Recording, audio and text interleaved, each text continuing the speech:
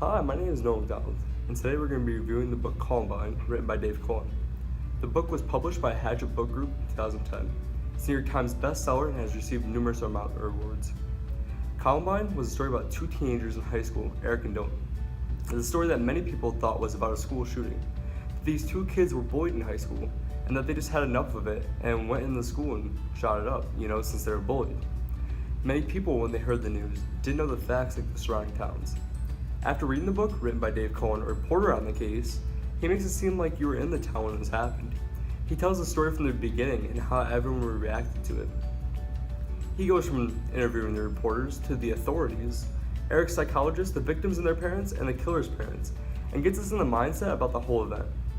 It shows us how everyone acted before and after the event, and after talking to all these people, it was very different comparing the news to what the interviewers had said. After reading the book, it was hard to really comprehend what had happened with the police that were on the scene and even before the crime itself, and how the community reacted after the crime. Reading the book, we can see that there were many warning signs before the event happened. We see that before they carried out the attack, they planned it out very well. Honestly, after reading it, it was hard to think that kids these days with mental illnesses can create this much harm to society. Eric being a psychopath and Dylan just hating life, we can see that symptoms before the crime itself. Even though we could see the symptoms before, we don't really know if the boys were just, experimenting as teenagers or doing something wrong. After doing more research, we can see that they were actually doing something wrong because they were making pipe bombs and talking terrible to other students, like making death threats. Eric wrote many creative writings about killing people. Dylan wrote too, but not as graphic as Eric. Eric's parents sort of knew that there was something wrong when they were being told by other parents about their children receiving death threats from Eric.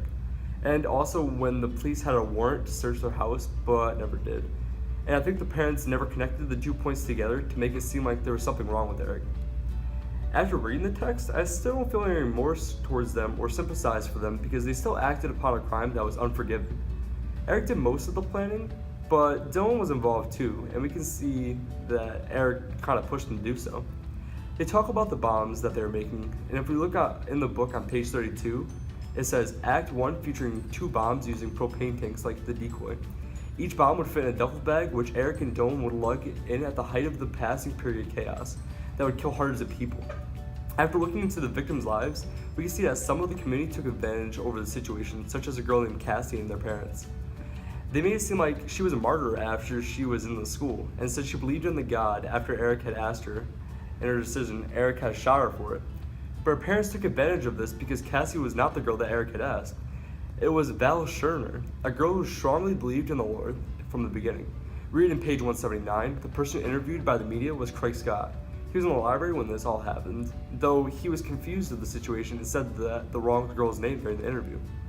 After reading, Cassie's parents took advantage from doing interviews on national TV and writing books, and traveling around the world talking about the case. We see that the priest of the local church had raised Cassie to a different standard as a martyr, and using that as a motive to join their church, since she was the one who attended. After seeing that the media got the whole situation wrong from the beginning, as Eric and Dylan were both popular in high school, very intact with things, they had said that this was a shooting when in reality it was a failed bombing. Also, we see that authorities were wrong in this because in previous years, they were warned about Eric and they never thought to do anything. Finally, we can see the whole community took advantage of the situation, which is kind of messed up. I would really recommend this book because it shows us the reality of crimes and how that they are always true when they're presented on the news. And you can't really believe in anything that you hear from others. After reading this, there is a definite problem with mental illness. I can say that it's definitely worth reading because they just put the characters' backgrounds from the start of the book, and I like the behind the scene of Eric and Dylan, and how they went to school like normal high schoolers, had a job and friends.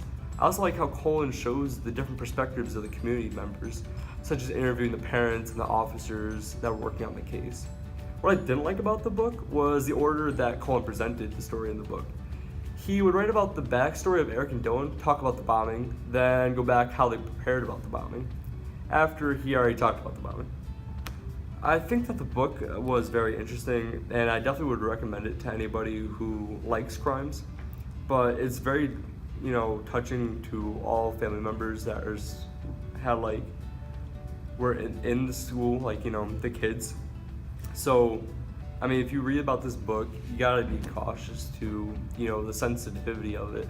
I mean, because it's still a real life thing, and I mean, it's a real life.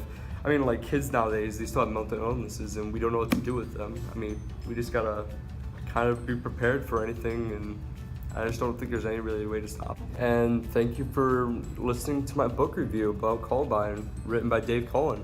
I hope you all enjoyed it, and I highly recommend this book to anybody who wants to read it. It's definitely a real life situation that happens all the time. But thank you guys, and we'll see you in the next book report.